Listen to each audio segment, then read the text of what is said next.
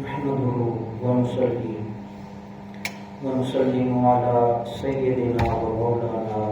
محمد رسول النبي الأمين المكين الحليم الكريم الرؤوف الرحيم وعلى آله الطيبين الطاهرين وصحبه الكرام المتقين المنتجبين المخلصين. أما بعد فأعوذ بالله من الشيطان الرجيم. بسم الله الرحمن الرحيم. قال الله تبارك وتعالى في كلام المجيد: سبحان الذي أسرى بعبده ليلا من المسجد الحرام إلى المسجد الأقصى الذي باركنا حوله لنريه من آياتنا إنه هو السميع البصير. صدق اللہ مولانا العظیم. معزز و محترم سامعین و حاضرین، اللہ جل مجدہ کی خاص توفیق سے حضور علیہ السلام کے نالین اقدس کے تصدق سے ہم آج کے جمعہ المبارک کی نشست میں حاضر ہیں.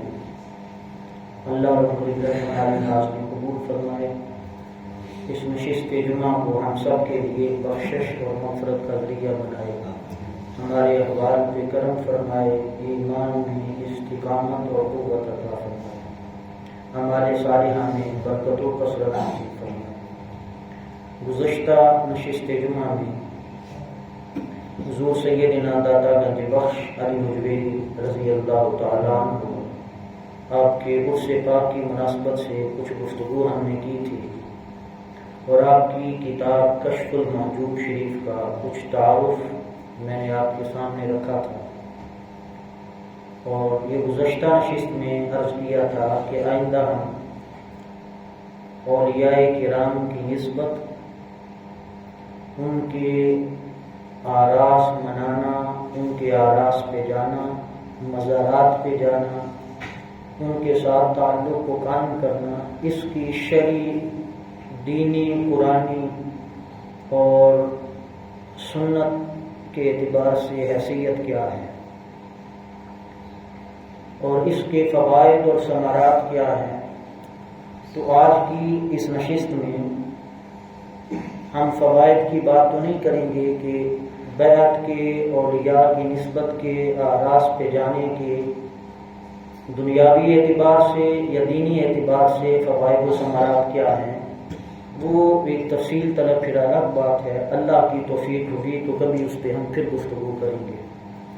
آج صرف نسبت کی نقطے کو سمجھانا ہے اور نسبت کی اہمیت کو واضح کرنا ہے. ایک بات قاعدے اور اصول کے طور پہ یاد رکھ لیں کہ ایک چیز اصل ہوتی ہے، اس اصل کا جو مقام ہوتا ہے سو ہوتا ہے. اس کے ساتھ جو شے جڑتی جائے، جو اس کی نسبت میں آتی جائے، جو اس کی صحبت میں آتی جائے، تو اس اصل کا جو مقام اور جس معنی میں وہ اصل ہے، اسی معنی میں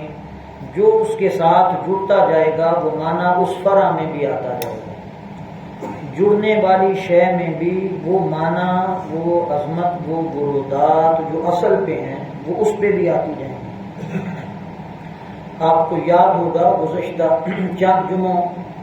قبل ایک جمعہ کی نشست میں ہم نے حضور علیہ السلام کی اہل بیت اطہار کے فضائل پر جب گفتگو کی تھی تو آیہ تطہیر کے ضمن میں نے یہ بات صراحت کے ساتھ سمجھائی تھی کہ فرمایا حبیب صلی اللہ علیہ وسلم انما یرید اللہ الی آخر الآیہ، کہ حبیب صلی اللہ علیہ وسلم ہم نے آپ کی اہل بیت اطہار کو خوب پاک، صاف اور ستھرا کر دیا ہے، ہر قسم کی نجس اور پلیدی اور ناپاکی کو ان سے دور کر دیا ہے. وَيُطَهِّرَكُمْ تَطْهِيرًا، اس میں جو ان کی طہارت کا ذکر کیا تو بمعنی مصدر کیا. تطہیرا یہ مصدر ہے، یعنی اس کا معنی یہ ہے کہ مصدری معنی پایا جا رہا ہے، اور مصدر کا معنی یہ ہوتا ہے کہ اس سے اور بھی چیزیں نکلتی ہیں. جو مادہ اس میں مصدر میں پایا جا رہا ہے اسی مادہ کے ساتھ اسی معنی کے ساتھ اور چیزیں بھی اس سے نکلتی ہیں، یہ مصدر کی شان ہوتی ہے۔ اور جب تطہیرا شان طہارت بیان کیا بمعنی مصدری، تو معنی یہ نہیں کہ حبیب صلی اللہ علیہ وسلم صرف آپ کی آل کو پاک کیا، بلکہ فرمایا انہیں شان مصدری دی ہے، انہیں مصدر اور اصل بنایا ہے۔ حبیب جو جو ان کے ساتھ جڑتا جائے گا ہم انہیں بھی پاک کرتے جائیں گے۔ یہ ہے اصل کے ساتھ، جو مقام اصل کا ہے وہ تو سو ہے، اس کے ساتھ جو جو جڑتا چلا جائے گا اس معنی میں جو برودات، جو کیفیات، جو برکات اور ثمرات اصل کو نصیب ہوتے ہیں وہی اس کے ساتھ جڑنے والی فرع کو نصیب ہوتے چلے جاتے ہیں۔ جب یہ اصول کے طور پہ یہ بات آپ کے سامنے آ گئی، اور قرآن مجید میں اس کی درجنوں بیسوں مثالیں ہیں قرآن مجید میں، اور پھر احادیث میں 50 سینکڑوں مثالیں ہمیں صراحت اور وضاحت کے ساتھ مل جاتی ہیں۔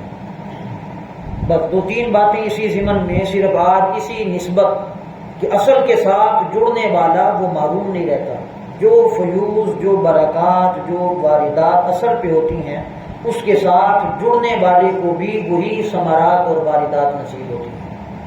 پہلا مقام قرآن مجید سے بڑے غور کے ساتھ سنیں، اور یہ عین قرآن ہے سارا۔ اللہ رب العزت نے فرمایا، معروف مقام ہے جو آیہ کریمہ میں نے پڑھی، اعوذ باللہ من الشیطان الرجیم، سبحان الذی اسری بعبدہ لیلا من المسجد الحرام الی المسجد الاقصی۔ فرمایا پاک ہے وہ ذات جس نے سیر کرائی اپنے بندے کو، عبد خاص کو، مسجد حرام سے مسجد اقصی تک۔ اب اس حصہ آیت میں حضور علیہ السلام کے سفر معراج کا بیان ہے۔ اس سفر کا روٹ بیان کیا اللہ نے کہ وہ کہاں سے شروع ہوئی، فرمایا مسجد حرام سے، اس کا پہلا سٹے قیام کہاں پہ ہوا، مسجد اقصی۔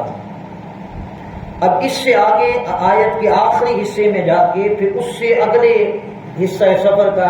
بیان کیا، انہ هو السمیع البصیر۔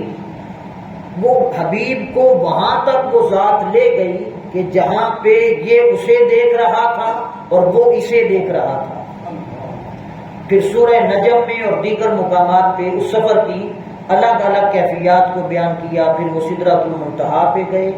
امامت کی، پھر آگے گئے، کعبہ قوسین آیا، پھر اسے بھی پیچھے چھوڑا، او ادنا کیا، ہوش میں چلے گئے۔ یہ سب قرآن مجید نے بیان کیا، مگر جو بات یہاں پہ سمجھانا چاہ رہا ہوں وہ یہ کہ اس سفر معراج کا بیان کرتے ہوئے فرمایا مسجد حرام سے سیر کرائی شروع کی، مسجد اقصی تک وہ ذات لے گئی۔ اب یہاں پہ آ کے ایک جملہ اللہ رب العزت نے فرمایا، الذی بارکنا حولہ۔ کون سی مسجد اقصی؟ فرمایا وہ مسجد اقصی جس کے ارد گرد کو ہم نے بابرکت بنایا ہے۔ الذی وہ مسجد اقصی، بارکنا جس کو ہم نے برکت دی، ما حولہ جس کے ماحول کو، ارد گرد کو، آس پاس کو ہم نے بابرکت بنایا ہے۔ اب یہ جملہ کہنا سفر معراج کے بیان میں، یہ جملہ کہنا قاعدے کے خلاف ہے اور سمجھ سے بالاتر ہے کہ سفر معراج کا بیان ہے اور درمیان میں یہ بات کہی کہ مسجد حرام سے سیر کرائی مسجد اقصی تک، پھر اس کا تعارف کروانا کہ وہ مسجد اقصی جس کے ارد گرد کو ہم نے بابرکت بنایا ہے۔ یہ قاعدے کے خلاف بات ہے اور قرآن میں اس طرح ہو نہیں سکتا بغیر وجہ کے، کیونکہ فصاحت کے، بلاغت کے چشمے بہہ رہے ہیں قرآن میں،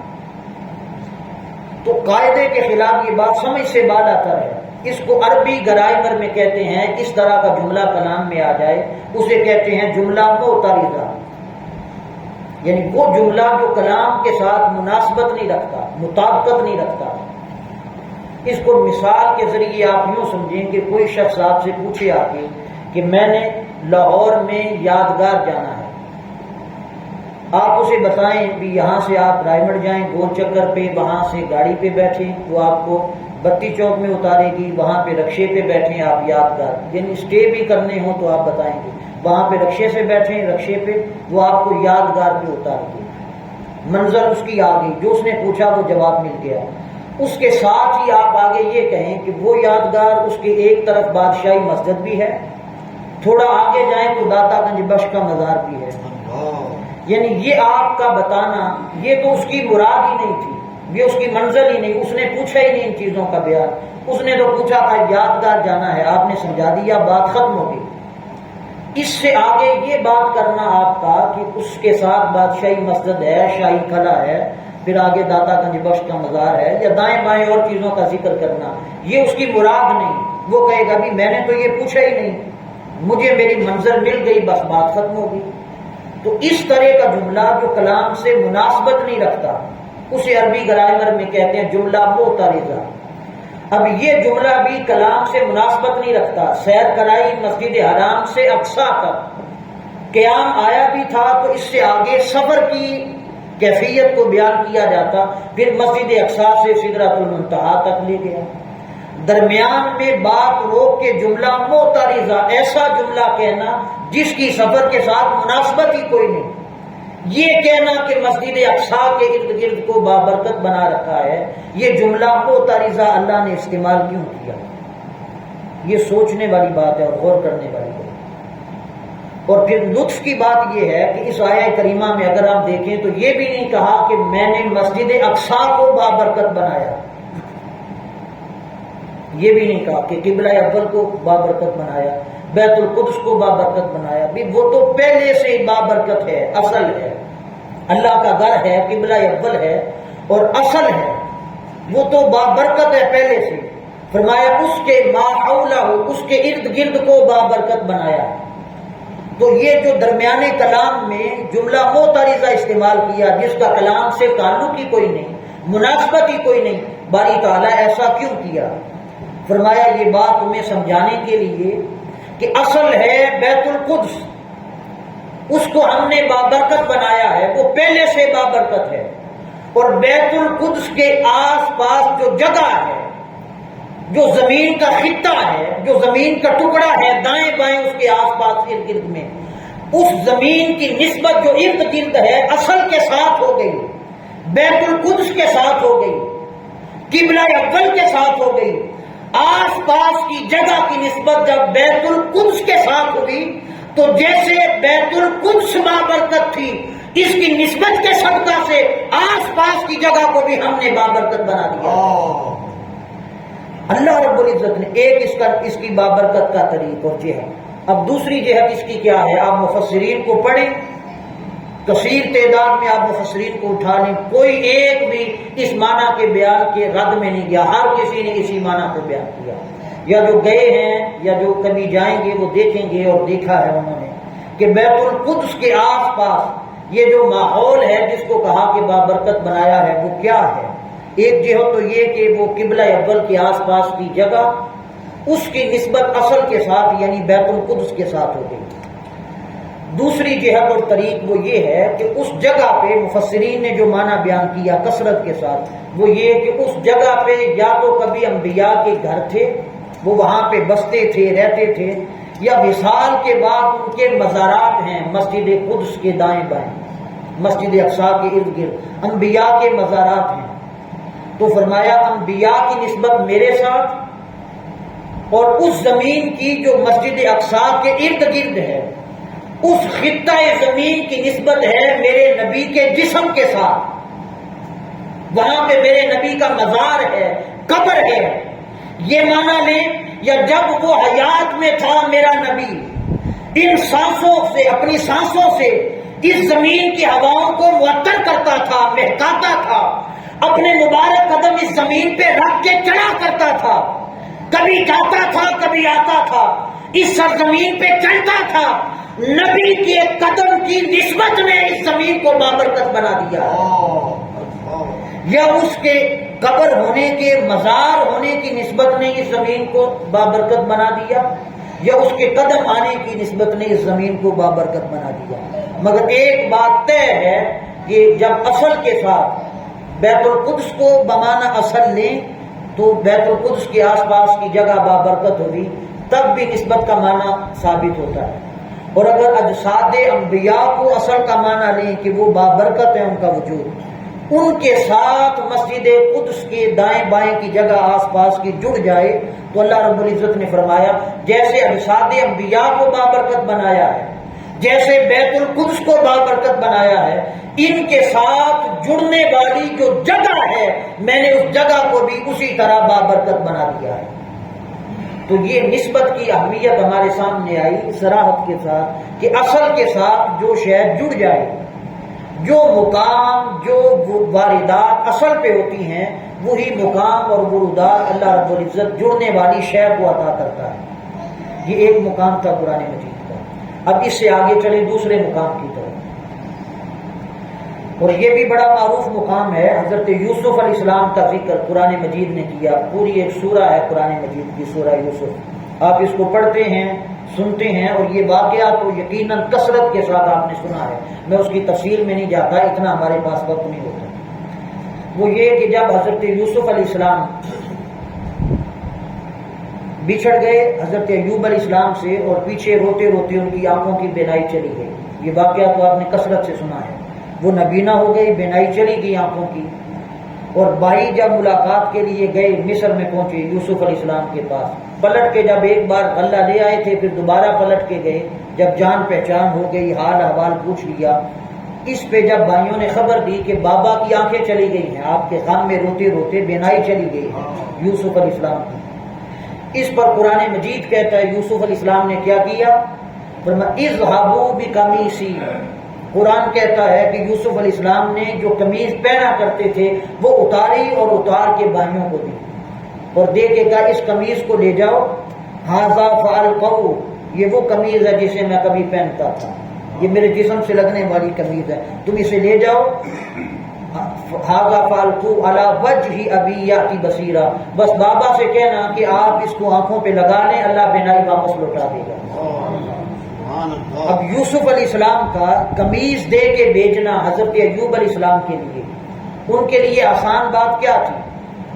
قمیض دے کے بیچنا اور یہ کہنا یہ آسان تھا، یا اللہ کے نبی تھے وہیں پہ کھڑے کھڑے ہاتھ اٹھا دیتے اور عرض کرتے باری تعالیٰ وہ بھی نبی ہیں، میرے والد ماجد ہیں، میں ان کے حق میں دعا کرتا ہوں ان کی بینائی لوٹا دے، یہ آسان بات تھی، یا قمیض دے کے بیچنا آسان تھا؟ تو ہاتھ اٹھانا دعا کرنا یہ آسان تھا، کہیں بڑھ کے اس سے کہ جو قمیض بھیجی، جو کہا کہ آنکھوں پہ لگائیں، تو وہ دعا کر دیتے، مگر قرآن کہتا ہے اذهبوا بقمیصی، انہوں نے اپنی قمیض بھیجی، اپنا کرتا بھیجا، اور کسی جگہ پہ نہ اللہ رب العزت نے اس پہ تنقید کی، نقد وارد کیا، نہ آقا علیہ السلام نے اس پہ نقد کیا، نہ کسی نے اس پہ اعتراض کیا کہ وہ قمیض کیوں لے کے گئے، یا شفا کیسے ملی، یا ہوئی یا نہ ہوئی، کسی جگہ پہ یہ بات نہیں آئی، مگر ایک بات یہاں تک کی گفتگو سے جو ثابت ہوتی ہے، ایک عقیدے کی اور بات وہ یہ جو یہاں تک کی گفتگو سے ثابت ہوئی، انہوں نے کہا یہ قمیض لے جائیں، بابا سے کہیں کہ آنکھوں سے لگائیں، بینائی لوٹ آئے گی۔ انبیاء کا عقیدہ کیا ہے؟ جس شے کی نسبت اللہ کے محبوبوں کے ساتھ ہو جائے، اللہ جنہیں مقام دے دے، وہ اشیاء بھی مشکل کشائی کرتی ہیں، یہ نبیوں کا عقیدہ ہے، انبیاء کا عقیدہ ہے۔ فرمایا بینائی لوٹ آئے گی، مشکل چلی جائے گی، تو مشکل کشائی انبیاء کا عقیدہ ہے۔ لوگ کہتے ہیں اللہ کے سوا کسی کو مشکل کشا مانا تو معاذ اللہ شرک ہو گیا، اسے کہیں کہ پڑھے قرآن جا کے، یوسف علیہ السلام نے قمیض کس عقیدے پہ دی تھی کہ قمیض سے بینائی آئے گی یا نہیں، یہ بات ساتھ کہی تھی یا نہیں؟ انبیاء کا عقیدہ تو یہ ہے جو قمیض وہ پہنتے ہیں وہ قمیض ہی مشکل کشائی کرتی ہے، وہ قمیض دے کے بھیج دیا، قرآن کہتا ہے وہ بھائی قمیض لے کے آ گئے۔ اب وہ قمیض جب لے کے آئے تو ابھی اس حدود میں قمیض لا کے دینا تو دور کی بات تھی، حدود میں داخل ہوئے، ادھر ایوب علیہ السلام بیٹھے ہیں تو چہرہ کھل اٹھا، خوشی سے کھل اٹھا۔ اب لوگوں نے پوچھا جناب ایوب سے، آج تک یوسف کے کھونے کے بعد عمر بھر تو روتے رہے، آج آپ کو مسکراتے دیکھا ہے، وجہ کیا ہے؟ فرمایا انی لاجد ریح یوسف، تمہیں نہ کہتا تھا میرا یوسف زندہ ہے، آج مجھے یوسف کی خوشبو آ گئی ہے۔ کپڑا آیا ہے قمیض، تن جس سے تن ڈکا کرتے تھے، وہ قمیض آیا حدود میں، کہ آج مجھے یوسف کی خوشبو آ گئی ہے۔ اور جب وہ قمیض آیا تو حضرت یوسف علیہ السلام نے وہ قمیض لیا اور قرآن کہتا ہے کہ اس کو آنکھوں پہ لگانا تو دور کی بات ہے، جب سامنے چہرے کے سامنے لے کے آئے اس قمیض کی خوشبو بذریعہ ناک جسم مبارک کے اندر گئی، آنکھوں پہ لگانا تو دور کی بات ہے، ابھی چہرے کے قریب وہ یوسف کی قمیض آئی تھی، اللہ نے بینائی لوٹا دی۔ حضرت یوسف علیہ السلام کی قمیض کا آنا، چہرے کے سامنے آنا، قرآن کہتا ہے کہ ایوب علیہ السلام کی بینائی لوٹ آئی۔ اب اس پہ جو بات کہنا چاہ رہا ہوں وہ یہ، اور یہ ہمارا عقیدہ ہے اور یہ قرآنی عقیدہ ہے، اور کبھی اس عقیدے میں تذبذب نہیں آنا چاہیے۔ حضرت یوسف علیہ السلام کی قمیض کا آنا اور چہرے کے سامنے آنا اور اس سے شفا یابی ہونا، ایک جملہ بھی میں نے اس میں تفسیر کا نہیں کہا یا اپنی طرف سے کوئی اس کی وضاحت نہیں کی، یہ عین قرآن پڑھا ہے میں نے ابھی تک، ایک ایک لفظ قرآن کا ہے، میں ذمہ دار ہوں اس کا، ایک ایک لفظ قرآن کی عبارت ہے یا اس کا ترجمہ ہے، اس کے سوا میں نے کوئی اور تفسیر نہیں پڑھی ابھی تک۔ تو قرآن کہتا ہوں کہ قمیض چہرے پہ سامنے آئی، لگانا تو آنکھوں پہ دور تھا، اس سے قبل اللہ نے بینائی لوٹا، اب بینائی لوٹ آئی۔ اب دیکھیں جو بات سمجھانا چاہ رہا ہوں کہ ہم اولیاء کے مزارات پہ کیوں جاتے ہیں، ان کے ساتھ نسبت قائم کیوں کرتے ہیں، تعلق کیوں جوڑتے ہیں، ربط کیوں بناتے ہیں۔ حضرت یوسف علیہ السلام کی قمیض کا آنا اور جناب ایوب علیہ السلام کو بینائی ملنا،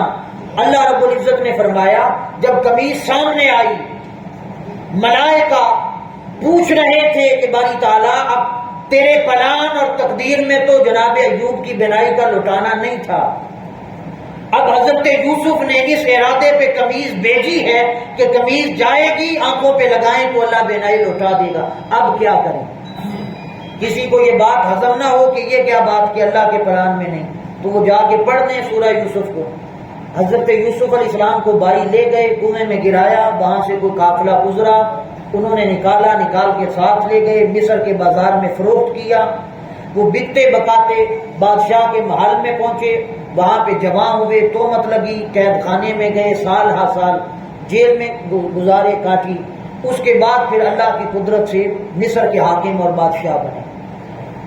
اس دوران میں 7 سالوں کی مدت کا وقفہ ہے، جناب یوسف علیہ السلام کا کھونے سے لے کے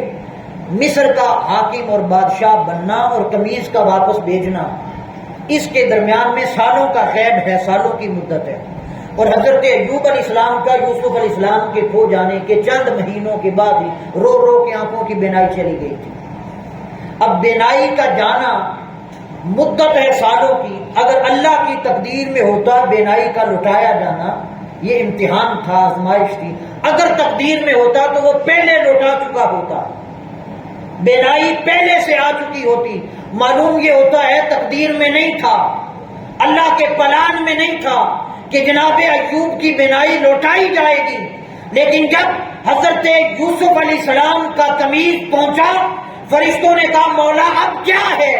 تقدیر میں تو تھا کہ بینائی نہیں لوٹائی جائے گی، حضرت یوسف کا قمیض آ گیا ہے، تیرے پیغمبر نے کہہ کے بھیجا ہے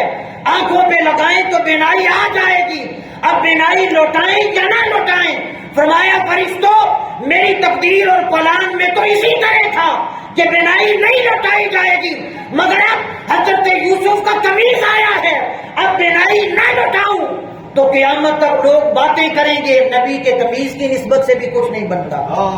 نسبت کا کوئی فائدہ نہیں۔ فرمایا تقدیر میں تو نہیں تھا مگر یوسف کا قمیض آ گیا ہے، یوسف کی قمیض کا صدقہ ایوب کی بیماری دور کر دی جائے اور حضرت یعقوب کی بینائی کو واپس لوٹا دیا جائے۔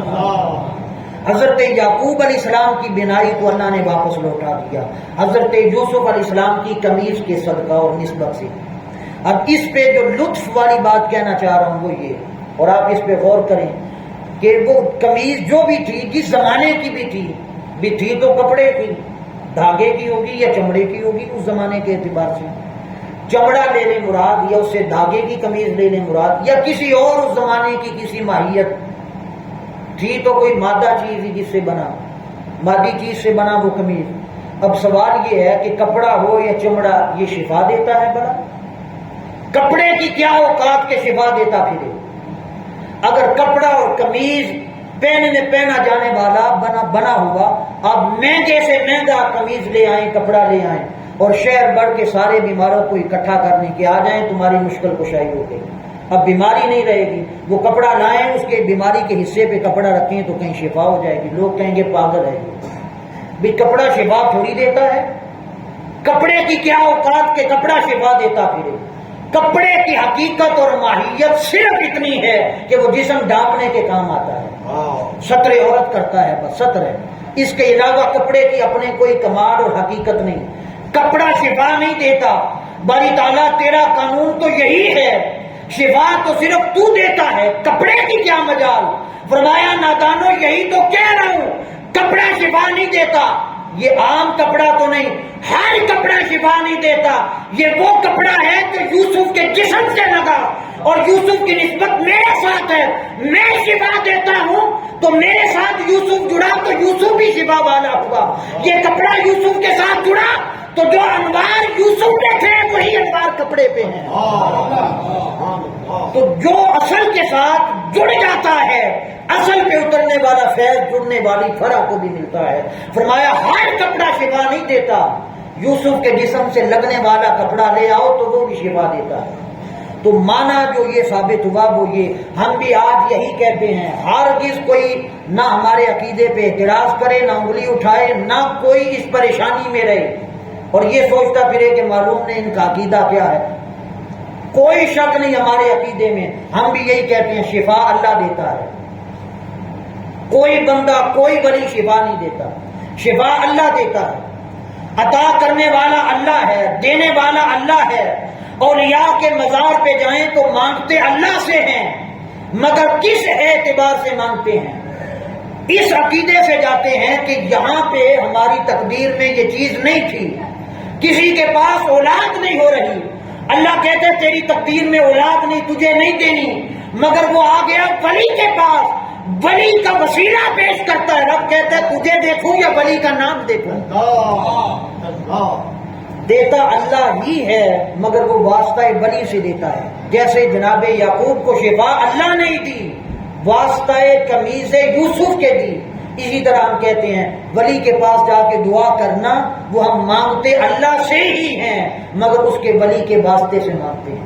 اور یہ عین قرآن کے مطابق ہے، اگر اس میں شرک کا معنی ہے تو معاذ اللہ پھر قرآن کا انکار کرنا پڑے گا یا قرآن پہ اعتراض کرنا پڑے گا، لگائیں پھر فتویٰ جناب یوسف علیہ السلام پہ جنہوں نے کہا تھا قمیض شفا دے دے گی آنکھوں کو، تو قمیض تھوڑی شفا دیتی ہے، اسے پوچھیں بھی قمیض شفا دیتی ہے یا اللہ دیتا ہے، تو وہ کہے گا نہیں شفا اللہ نے دی، واسطہ قمیض بنی، یہ قرآن کی بات ہے، اس کا رد نہیں ہو سکتا، تو اسے کہیں مانگتے اللہ سے ہی ہیں مگر واسطہ اس کے اولیاء کو بناتے ہیں، اس کے محبوبوں کو بناتے ہیں، یہ دو مقامات قرآن مجید سے ہوتے، ایک تیسرا اور آخری مقام اسی پہ گفتگو کو ختم کر رہا ہے، یہ بھی بڑا معروف قرآن مجید میں اللہ رب العزت نے ارشاد فرمایا، معروف مقام میں اس کا خلاصہ عرض کر رہا ہوں، حضرت مریم سلام اللہ علیہ جب حضرت زکریا علیہ السلام کی پرورش میں تھی اور ابھی چھوٹی بچی تھی، حضرت زکریا کی پرورش میں تھی، ان کی تربیت میں تھی اور چھوٹی بچی تھی ابھی، تو حضرت زکریا علیہ السلام کا معمول کیا تھا، وہ حجرہ میں بند کرتے حضرت مریم سلام اللہ علیہ، اور باہر جانا ہوتا تو کنڈی لگا کے دروازے کو بند کر کے تالا لگا کے چابی اپنے ساتھ لے جاتے، عبادت کے لیے جانا ہوتا یا کام کاج کے لیے جانا ہوتا دروازے کو تالا لگا کے جاتے، اور ایک بات تو طے ہے کہ حضرت مریم سلام اللہ علیہ وہ اللہ کی نبیہ نہیں تھی، ولیہ تھی، عورت کبھی پیغمبر نہیں ہو سکتی، وہ ولیہ تھی اور ابھی تھی بھی بچی ہیں، وہ تالا لگا جاتے، حضرت مریم اندر عبادت میں مصروف ہو جاتی چھوٹی عمر میں۔ اب ایک روز ایسا ہوا، قرآن مجید بیان کرتا ہے کہ حضرت زکریا علیہ السلام واپس تشریف لائے کام کاج سے، تالا اپنے ہاتھ سے کھولا، لگایا بھی ہاتھ سے تھا، کھولا بھی آ کے اپنے ہاتھ سے، مگر جیسے ہی دروازہ کھولا تو اندر دیکھا حضرت مریم عبادت میں مصروف ہیں، ان کے پاس پھل پڑے ہوئے پھل پڑے ہیں، اب اس میں کوئی تعویل بھی نہیں کر سکتا، کوشش بھی نہیں کر سکتا تعویل کرنے کی کہ کوئی گزرتا ہوا کھڑکی سے پھل پھینک گیا تھا، وہ تالا کہیں سے چابی مل گئی تھی، باہر سے خود لے آئی تھی یا کوئی دے گیا تھا، کوئی تعویل کی کوشش بھی نہیں کر سکتا، اس لیے کہ اللہ رب العزت نے اس سے آگے اسی مقام پہ ساتھ یہ وضاحت بھی کی جو پھل پاس پڑے تھے وہ موسمی پھل نہیں تھے، بغیر موسم کے پھل تھے۔ موسمی پھل ہوتے تو ممکن ہے کوئی تعویل کی طرف جاتا بھی کسی طریق سے آگے۔ اللہ نے کہا بے موسم پھل کو پاس پڑے تھے۔ حضرت زکریا علیہ السلام آئے تو پوچھا، قال یا مریم انا لکی ھذا، فرمایا مریم یہ کیا ہے؟ بے موسم پھل دیکھے، تالا ہاتھ سے لگا کے گئے تھے، آ کے خود کھولا، کوئی پھل کا تصور بھی نہیں تھا اندر۔ بے موسم پھلوں کا ڈھیر دیکھا تو پوچھا انا لکی ھذا، مریم یہ کیا ہے؟ حضرت مریم نے جواب دیا، قرآن کہتا ہے قالت هو من عند اللہ، فرمایا یہ میرے اللہ کی طرف سے ہے، اللہ کی طرف سے ہے۔ ان اللہ یرزق من یشاء بغیر حساب، اللہ جسے چاہتا ہے بغیر حساب کے دیتا ہے۔ تالا کھول کے ملتا، کوئی جانے والا پھینک کے جاتا، موسمی پھل ہوتے تو سمجھ میں آتا تھا حساب میں ہے، اسباب میں ہے، مگر تالا بھی لگا ہو، دروازہ بھی بند ہو، چابی بھی جناب زکریا کے پاس ہو، پھل بھی بغیر موسم کے آئیں تو سمجھ میں آتا ہے یہ پھل حساب کے اندر نہیں، بغیر حساب کے اللہ نے دیے کہ اللہ جسے چاہتا ہے بغیر حساب کے دیتا ہے۔ اب قرآن کہتا ہے حضرت زکریا علیہ السلام نے جب یہ دیکھا منظر سارا کہ اللہ کی نعمت اس جگہ پہ اتر رہی ہے اپنی بندی کے پاس جو ہمہ وقت اس کی عبادت میں مصروف ہے، اس چھوٹی عمر میں دیکھا کہ نعمت اتری ہے اس جگہ پہ، انعام آیا ہے، چلتے ہوئے اس جگہ پہ آ کے کھڑے ہو گئے جہاں پہ پھل پڑا تھا، اس جگہ پہ آ گئی، دل میں امنگ پیدا ہو گئی۔ قرآن کہتا فنادتہ الملائکہ وہو قائم یصلی فی المحراب، وہ اس جگہ پہ آ کے محراب میں، اسی حجرے میں اس جگہ پہ آ کے کھڑے ہو گئے جہاں پہ پھل تھا، اور ہاتھ اٹھا کے کہا مولا تو نے مریم کو بغیر موسم کے پھل دے دیے ہیں، میری بھی ایک طلب ہے، عمر گزر گئی، پھل والی عمر تو نہیں رہی مگر آج تک پھل نہیں ملا،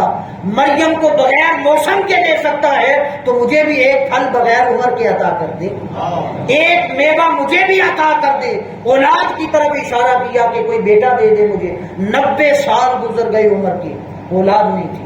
مگر جب یہ منظر دیکھا تو دل میں امنگ جاگ گئی کہ بغیر موسم کے پھل دینے والے رب تیری قدرت میں کیا کمی ہے، اگر عمر ڈھل جانے کے بعد مجھے بیٹا دے دے گا تو تیرے لیے تو کوئی بعید بات نہیں۔ وہاں پہ آ کے دعا کی۔ اب قرآن پڑھیں، میں دعوت مطالعہ دے رہا ہوں، سورہ آل عمران کو پڑھیں جا کے۔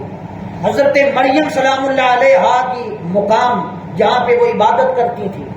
ابھی چھوٹی بچی ہیں،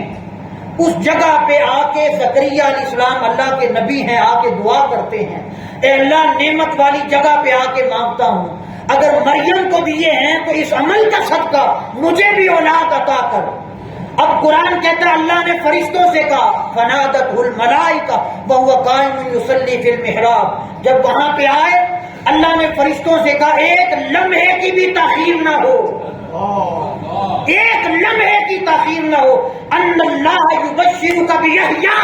جا کے زکریا سے کہہ دو آج یہاں پہ آ کے مانگا ہے میں نے یحییٰ دے دیا ہے۔ ایک لمحے کی تاخیر کیے بغیر فرشتے کو بھیجا پیغام دے کے، زکریا سے کہو میں نے یحییٰ دے دیا، ان اللہ یبشرک بیحییٰ، میں نے یحییٰ کی بشارت دے دی، اعلان کر دیا یحییٰ کا۔ اب سوال یہ کر رہا ہوں، بڑے غور کے ساتھ اس کو سنیں، سوال یہ کر رہا ہوں، زکریا علیہ السلام خود نبی ہیں، 90 سال گزر گئے عمر کے، اولاد نہیں، 90 سال کے دوران نکاح کے بعد وہ اللہ سے مانگتے رہے، دعائیں کرتے رہے، دعا بھی وہی، مانگنے والا بھی وہی، اور جس سے مانگی گئی عمر بھر وہ رب بھی وہی، ہمیشہ اسی سے مانگتے رہے، مانگنے والا بھی وہی رہا، کبھی ابھی تک قبول نہیں ہوئی، تاخیر میں تھی قبولیت، ابھی تک قبول نہیں ہوئی، مگر آج کیا ہوا کہ اللہ نے کہا ایک لمحے کی تاخیر بھی نہ ہو، مانگنے والا بھی وہی تھا، جس سے مانگی گئی رب بھی وہی تھا، مانگی جانے والی دعا بھی اولاد کی وہی دعا تھی، آج قبول کیسے ہو گئی؟ فرمایا یہی بتانا چاہ رہا ہوں، میری تقدیر میں بھلے شہر میں نے نہ دینی ہو، میرے محبوبہ کے پاس آ کے مانگو، نہیں بھی ملنی تو میں ان کے صدقے دیتا ہوں۔ میری تقدیر میں پہلے نہیں تھا مگر اب آ کے مانگا ہے، اس نسبت کے صدقے سے مانگا ہے۔ رب کہتا ہے تجھے تو نہیں دینا تھا مگر تیرے اٹھے ہوئے ہاتھوں کو دیکھوں، تیری تقدیر کو دیکھوں، اپنے فیصلے کو دیکھوں، یا گنج بخش کے چہرے کو دیکھوں۔ ارے وہ تو حضرت مریم تھی، بنی اسرائیل کی ولیہ تھی، آل عمران میں سے تھی، حضرت عمران کی اولاد تھی۔ ارے گنج بخش تو آل محمد ہے، امام حسن کا بیٹا ہے، مصطفیٰ کی امت کا ولی ہے۔ وہ تو حضرت عیسیٰ کی ماں تھی، گنج بخش تو حضرت فاطمہ الزہرا کا بیٹا ہے۔ وہ کہتا ہے تجھے دیکھوں یا غوث جلی کا نام آیا ہے، جس نے اپنا من میں مجھے بسا لیا تھا اور اپنا نفس میری ذات میں فنا کر دیا تھا اور میری محبت میں جینا مرنا ایک کر دیا تھا اور دن رات کے آرام اور سکون میری محبت میں گوا دیے تھے۔ آج تیری تقدیر اور اپنے فیصلے کو دیکھوں یا اس کے نام کو دیکھوں؟ اللہ کہتا ہے پہلے نہیں دینا تھا، اس کا نام آ گیا ہے، اب تجھے موڑوں تو یہ رشتہ ہمارا کیسا ہوگا محبت کا؟ کب اس کے نام کے ساتھ آیا، اب نہیں موڑتا، تیری جوڑی کو بھر کے واپس لوٹاتا۔ کسی مغالطے میں نہ رہیں کہ نسبت کام نہیں آتی۔ اس لیے اسی بات پہ ختم کر رہا ہوں، میں اس پہ نتیجہ نکالنا چاہتا تھا مگر وقت ہو گیا، ختم کر رہا ہوں۔ کسی مغالطے اور تذبذب میں نہ رہیں کہ اس نسبت سے ملتا کچھ نہیں۔ 20 میں نے کہا کہ قرآن مجید میں مثالیں ہیں، کبھی پھر اللہ کی توفیق ہوئی تو اس موضوع پہ کلام کریں گے۔ تو اس لیے عقیدہ صحیحہ قرآنی عقیدہ یہ ہے، شرعی عقیدہ یہ ہے، دینی عقیدہ یہ ہے، سنت کے اعتبار سے عقیدہ یہی ہے، نسبت کے ساتھ جڑے رہنا۔ جو انعام اللہ اپنے ان نسبتوں والوں کو دیتا ہے وہی ساتھ جڑنے والوں کو دیتا ہے، جو فیض ان پہ آتا ہے وہی فیض اور واردات ان کے ساتھ جڑنے والوں پہ آتی ہیں۔ اس لیے اسی عقیدے پہ جئیں، اسی عقیدے پہ مریں۔ اللہ تعالیٰ ہمارے احوال پہ کرم فرمائے، عقیدہ صاف رکھیں۔ مانگتے اللہ سے ہیں مگر ان کے صدقے سے مانگتے ہیں، اور یہ مانگنا ان کے صدقے سے، ان کا صدقہ مانگنا، ان کے پاس جانا، یہ انبیاء کی سنت ہے، انبیاء کی سنت ہے۔ ان کے مقام پہ جا کے مانگنا اللہ کے نبیوں کی سنت ہے۔ اللہ تعالیٰ ہمارے احوال پہ کرم فرمائے۔ وما علینا الا البلاغ۔